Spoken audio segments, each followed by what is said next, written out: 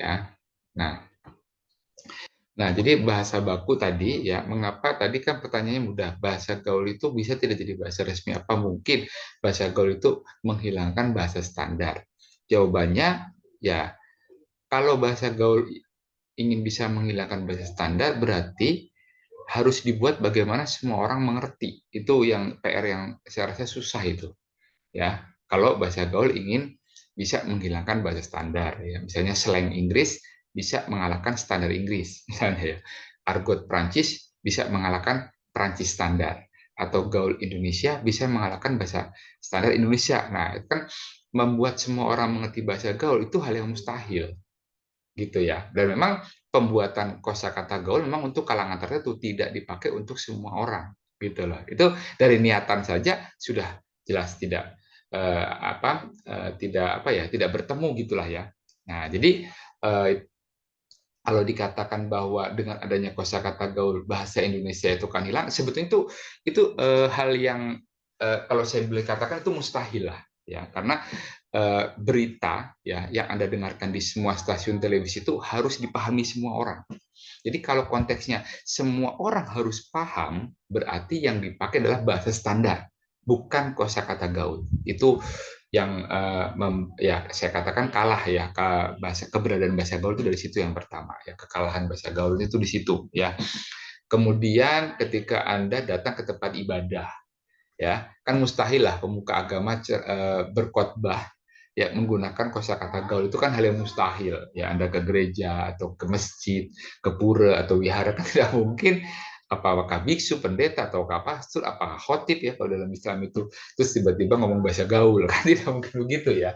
Nah, itu kan jelas tidak mungkin itu ya, yang pertama. Yang kedua dan yang ketiga, ilmuwan ketika memberikan pencerahan dari ilmu yang dia miliki atau yang dia dapat, itu kan disampaikan dalam standar supaya apa? Supaya dipercaya oleh orang. Nah, itu ya, di samping harus dipahami semua orang, yang kedua, penggunaan bahasa standar itu menunjukkan wibawa, dan orang berharap apa, kita berharap dengan menggunakan bahasa standar orang percaya, gitu loh. Kan kalau bahasa gaul itu kan hanya candaan, sifatnya hanya gurau-gurauan begitu ya. Nah, ini ya yang sulit ya, membuat semua orang bisa memahami kosakata gaul, dan 5 tahun saja sudah bisa berubah gitu, bagaimana gitu ya. Nah, kalau artikel ditulis pakai kosakata gaul terus dibaca lagi 2 tahun saja atau 3 tahun, tiba-tiba ini apa, ini kan aneh itu ya. Jadi banyak faktor yang saya katakan membuat mustahil untuk menghilangkan bahasa standar ya. Ya itu ya, baik itu gaul Indonesia ataupun slang Inggris ataupun argot Prancis gitu, karena memang kosakata gaulnya diciptakan hanya untuk kalangan tertentu dan untuk waktu tertentu itu ya. Nah, makanya bahasa baku tadi dilembagakan itu ya, dilembagakan, dan itu bisa dipahami oleh orang yang jumlahnya sangat banyak. Yang pertama, yang kedua dalam jangka waktu yang lama, bahkan sangat lama gitu ya. Jadi apa? Ini keunggulan bahasa standar. Jadi meskipun dianggap itu orang mengatakan kuno, tapi dia abadi. Nah, sementara bahasa gaul itu dianggap mengikuti zaman, tapi dia cepat kuno, gitu ya. Nah, karena bahasa gaul 80 tidak sama dengan 90, tidak sama dengan 2000 awal. Jadi yang dikatakan mengikuti zaman justru cepat kuno. Tapi yang dikatakan dalam tanda petik kuno, itulah yang abadi, yaitu bahasa standar alias yang resmi, gitu ya. Nah, itu ya. Nah, nah itu diantaranya tadi ya. Dan penggunaan bahasa campur, baik itu sebutan jaksel lah atau apalah segala macam, itu sebetulnya kalau dari ranah linguistik tentu itu mengacaukan ya. Jadi campuran Perancis Inggris, campuran Mandarin Inggris, atau campuran Spanyol Rusia misalnya, itu berbahasa dengan kacau sebetulnya ya. Karena ketika orang diminta pidato, mustahil menggunakan campuran. Itu yang pertama. Atau diminta presentasi, akan menggunakan satu bahasa. Jadi yang bagus ya, kalau Anda belajar bahasa, ya gunakan utuh. Ya, jadi ketika Anda bicara Inggris, ya Inggris utuh itu. Ketika Anda belajar Perancis, ya Perancis utuh. Itu yang bagus gitu ya, tidak mencampur bahasa gitu ya. Nah, jadi bahasa apapun kalau dicampur itu menjadi kacau itu ya, karena apa bahasa satu dengan lain itu punya pola yang tidak sama gitu ya. Nah, itu ya tadi. Nah, tapi di balik yang saya dalam tanda petik kacau tadi, kalau itu hanya kreasi, ya boleh-boleh saja. Tapi kalau itu berlanjut terus, ya itu tadi. Jadi yang ini tidak paham, yang ini juga tidak paham gitu intinya ya. Jadi itu ada punya keunggulan dan kelemahan masing-masing gitu ya. Tapi yang jelas kalau Anda ingin belajar bahasa secara benar ya ya tadi gunakan utuh. Anda bisa pidato, tapi ya pidato itu kan dalam suatu bahasa, tidak mungkin dicampur-campur gitu ya. Nah, itu ya. Nah, kemudian itu bahasa yang tadi yang saya sebut bahasa baku lah ya. Nah, kita lanjut lagi ya di bawahnya nih ya. Nah, di bawahnya nah ini ciri bahasa baku. Wah, ini yang perlu Anda tahu nih ya. Setelah ini kita nanti berfoto ya. Nah, ciri bahasa baku. Nah, apa itu ciri bahasa baku? Nah, bahasa baku itu mantap. Oh, yang pertama, ya kan? Nah, apa mantap? Dari situ bahasanya menurut situasi pemakai dan strukturnya sebagai sistem untuk komunikasi. Ya, itu ya bahasa baku apapun lah yang standar lah pokoknya ya mau itu Mandarin, mau itu Prancis, mau itu Rusia, Inggris asal dia standar itu akan mantap karena kita dipahami banyak orang ya. Yang kedua cendekia. Nah, ini.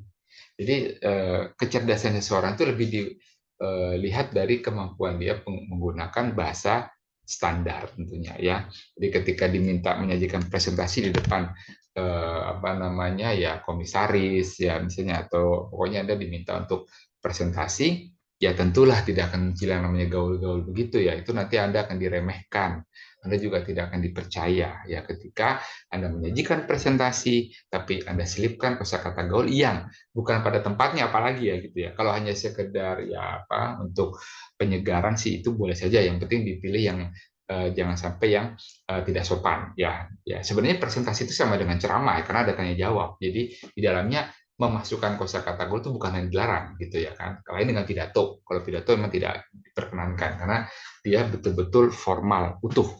Kalau ceramah presentasi itu semi formal gitu ya. Bedanya itu ya perbedaan antara ceramah dengan pidato yaitu ya biar Anda tahu juga nih kalau pidato itu satu arah dan itu sama dengan khotbah hanya bedanya kalau khotbah itu lebih ke muatannya agama tapi dia satu arah tapi kalau ceramah bisa dua arah ini seperti ini nih ceramah saya Anda boleh bertanya ya kan saya ada jawab itu ceramah ya jadi ceramah itu lebih apa ya jadi setengah resmi lah ya gitu ya setengah resmi ya nah kemudian ya ini fungsi bahasa baku nih ya, supaya Anda tahu. Nah, ciri tadi sudah cirinya ya.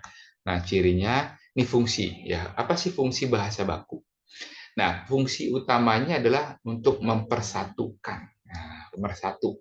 Bahasa Mandarin itu mempersatukan suku-suku di Cina. Karena suku-suku di Cina juga punya bahasa sendiri-sendiri.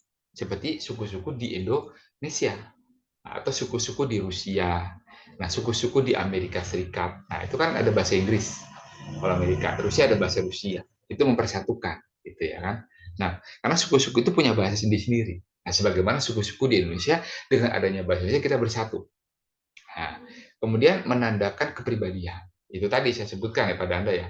Ilmuwan, negarawan, agamawan tidak mungkin pakai bahasa gaul ya kalau hanya canda dengan teman tapi ketika menyampaikan hal yang tadi saya katakan itu dia akan menggunakan yang resmi karena apa kepribadian jadi menggunakan itu pun sangat terbatas dan itu pun apa ya dan mereka tidak menciptakan tidak membuat bahasa seperti itu ya karena kepribadian mereka kan tadi agama itu contoh sebagai apa pemuka agama ya kan nah ilmuwan ya berarti kan dia harus bagaimana ilmu yang ditemukan ini bisa dipercaya ya nah, satu lagi ya makanya saya menyayangkan juga kalau ada pengajar ya baik itu dosen atau guru yang menggunakan pengajarannya menggunakan bahasa tidak resmi nah artinya ini sangat disayangkan. Mengapa? Ya kapan lagi mahasiswa akan mendengarkan bahasa yang standar gitu loh. Karena dalam kehidupan ini bisa dipastikan antara yang resmi dengan setengah resmi itu banyak kan kita tidak resmi ya dengan keluarga itu lebih cenderung tidak resmi dengan teman. Nah ketika Anda masuk kelas, nah Anda harus dengarkan yang resmi tadi gitu ya kan. Nah, itu makanya disayangkan andai kata ada dosen yang menyampaikan keilmuannya tidak menggunakan bahasa standar gitu ya kan. Nah, ini kan sangat disayangkan. Padahal apalagi pakai lu gue, waduh ini lebih kacau lagi misalnya dosen menggunakan itu ya padahal itu kan yang mungkin Anda gunakan keseharian nah, harusnya menggunakan Anda ya kan atau menyebut panggilan ya, dengan lebih baik lah intinya ya. Jadi itu ya untuk tadi kepribadian. Kita juga membiasakan supaya apa ini ya memotivasi siswa atau mahasiswa menggunakan bahasa ya yang baik gitu maksudnya dalam ranah yang tepat gitu ya. Nah itu ya. Jadi di kelas itu menggunakan yang seperti tadi. Jadi supaya nanti ketika Anda diminta untuk memberi sambutan atau memberi pidato sekalipun ya itu Anda mampu gitu loh ya. Karena Anda minimal pernah mendengar gitu ya. Nah itu ya. Misalnya kan kalau dia dosen tidak menggunakan bahasa standar misalnya ya, tapi jangan sampai misalnya di Mercu semua menggunakan di kampus Taman Jagakarsa juga itu menggunakan bahasa yang standar gitu ya.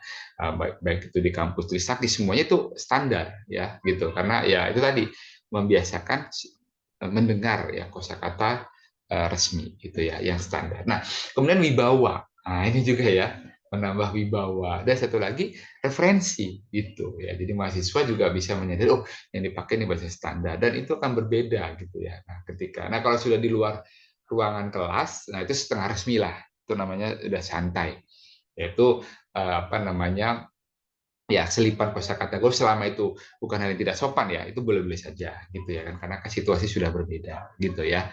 Nah itu ya yang ini sebagai Anda sebagai mahasiswa harus mengetahui kapan menggunakan itu ya. Nah dan sekaligus saya ini menyampaikan kaitan dengan diksi tadi.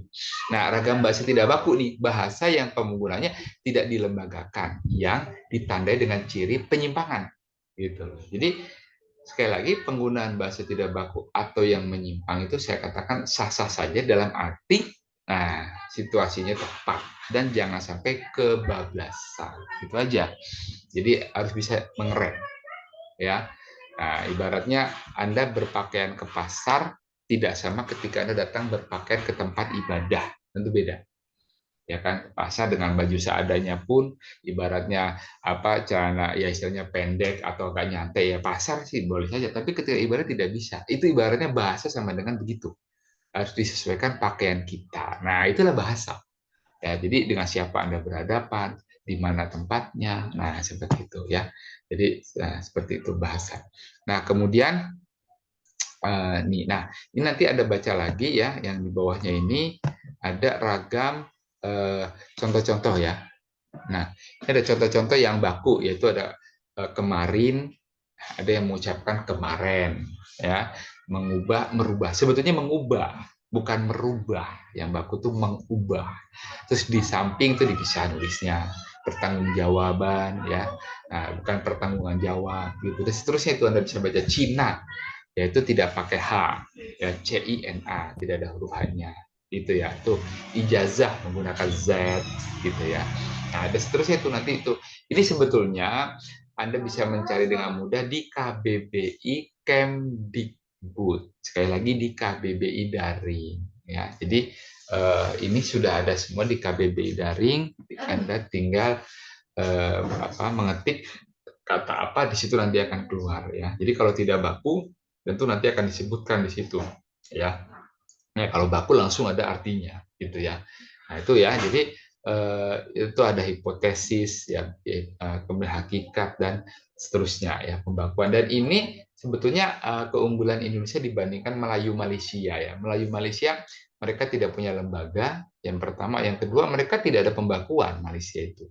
Jadi kalau disamakan kita ini dengan Prancis, ya, Prancis punya lembaga dan punya pembakuan untuk bahasa Prancis, gitu ya. Bahkan Prancis membakukan dialek Prancis yang resmi itu adalah dialek Paris. Tapi kalau Indonesia tidak sampai situ, ya. Pak, kalau bahasa Indonesia itu dialek apa yang dipakai untuk dikatakan resmi Indonesianya? Apakah dialek Jawa, apakah dialek Betawi, apa dialek Sunda, atau dialek Batak? Tidak. Yang penting patokannya ketika orang bicara Anda paham, selesai. Itu ya. Kalau Perancis dialek Paris tuh ada penetapannya dia. Dia sampai se ekstrem itu bahasa Perancis ya. Tuh. Jadi Perancis punya kamus akar kata, etimologi ya, dia punya pokoknya lengkap tuh ya. Kalau kita lihat dibandingkan Inggris sebetulnya Perancis ini lebih dulu menata bahasanya gitu ya. Karena dia punya lembaga bahasa abad tahun 1600 ya itu sudah punya lembaga bahasa ya gitu dan membuat yang namanya apa ya semacam tes bahasa segala macamnya lah Prancis itu ya. Nah, kalau Anda cari untuk Inggris itu Anda tidak menemukan itu ya. Saya sampai sekarang belum menemukan untuk bahasa Inggris pembakuannya. artinya lembaga bahasanya, gitu ya kan. Kalau Inggris itu saya pernah baca di mana itu dia tidak mau ikut-ikutan Perancis ya yang punya lembaga bahasa. Itu alasan sederhananya begitu. Sama dengan Malaysia, ketika mau membuat bahasa baku Malaysia ternyata dia batal karena tidak mau ikut-ikutan Indonesia gitu ya kan. Ya, jadi bahasa Indonesia ini kelasnya sama dengan Perancis gitu ya kan yang punya lembaga bahasa dan punya pembakuan gitu ya. Nah, kalau yang lebih mudahan lagi di setelah Perancis itu ya Rusia itu tadi itu abad 18 ya 1700 menjelang itu yang ada namanya Institut Ruskaya Jezika, Institut Bahasa Rusia ya gitu. Jadi Prancis dan Rusia punya lembaga bahasa. Itu mudah ditemukan ketika kita cari di internet. Tapi kalau untuk Inggris saya tidak tahu, kalau nanti ada menemukan bisa informasikan pada saya, lembaga membakukan gitu ya kan. Nah, itu. Nah ya, jadi ini ya saya berikan pada Anda pengetahuan ini. Paling tidak Anda bisa tahu pentingnya pembakuan bahasa gitu ya. Nah, ya itu nah nah di sini ada kata ilmiah dan kata populer nih. Nah, ini Salindia terakhir nih ya. Nah, setelah ini kita nanti berfoto. Kata ilmiah dan kata populer. Nah, di situ Anda bisa lihat dampak itu akibat, kendala itu hambatan. Ya, jadi ya kata populer dan ilmiah. Jadi kata populer itu akibat. Nah, ini yang ilmiahnya misalnya dampak. Terus isi itu volume misalnya. Sekarat itu ilmiahnya koma misalnya ya. Jadi itu ya. Terus kecewa itu frustasi misalnya. Nah, ini apa namanya yang bisa juga diambil dari kosakata asing yang kemudian dijadikan sebagai bahasa Indonesia gitu ya. Karena memang sekarang ini dengan era globalisasi itu ya banyak kata yang kita bisa ambil dari berbagai bahasa dan itu sah-sah saja dimasukkan menjadi bahasa Indonesia. Sebagaimana yang dilakukan oleh Rusia, sebagaimana yang dilakukan misalnya oleh Mandarin di Cina, gitu ya kan, atau Korea di Korea, gitu ya kan. Kalau bahasa Korea ingin menjaga Koreanya, tentu kosakata asing itu bagaimana caranya bisa minimal ditulis Korea, misalnya gitu ya. Seperti Rusia tuh, kalau saya perhatikan, saya baca, itu Inggris sebenarnya, misalnya screenshot, tapi ditulis Rusia, tapi dibaca screenshot, gitu ya. Kalau Perancisnya kan capture d'écran, ya. Nah, oh, ini dibaca screenshot juga ini, hanya ditulis Rusia, begitu ya, itu sebagai contoh ya.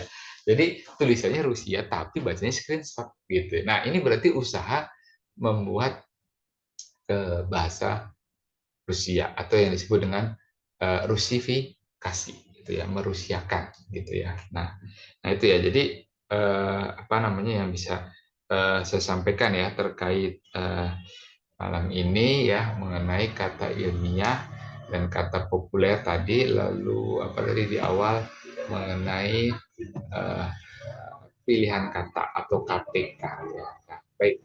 Jadi di sini saya akan menutup dulu ya presentasi dan kita nanti akan melakukan